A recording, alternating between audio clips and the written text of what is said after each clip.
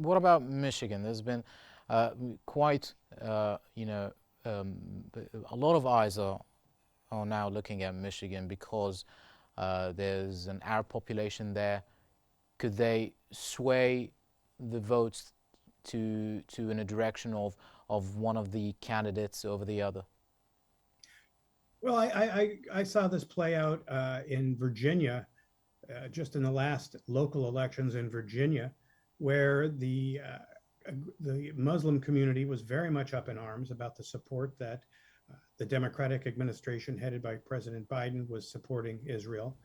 And they said they weren't going to be voting Democrat. At the end of the day, they voted straight down the ticket for Democrats in all races there. So I think there's really no sway or change that's going to be felt out of the Arab Muslim communities in any of the states. They're going to be solidly behind the Democrats, and I think that's usually played out behind the scenes, where you'll have key Well, business leaders and if you community leaders in excuse the me Muslim right now, community. Mr. Larson, I mean, at Sure. that point, there are some polls and there are some analysts who say that they're not really happy with the current administration, and so they might actually go the other way around or just stay at home and not vote.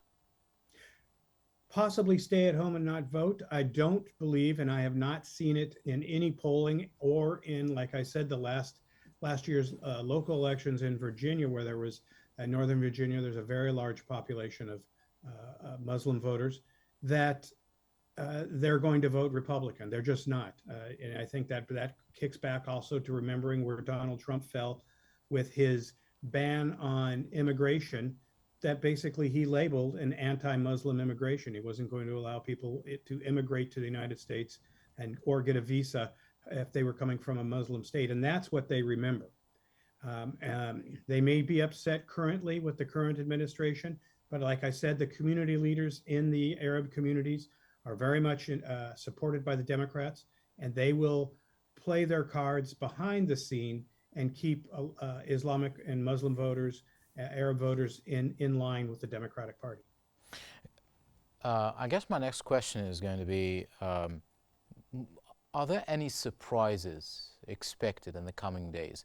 I mean, is there anything that could actually change the mind of voters who have set their minds on voting for Harris or for Trump? Yes, and you may be referring to what in American politics we call the October surprise, Right. which tends to come later in October. There may be, for Donald Trump's campaign, I'm sure they're watching to see if anything drops.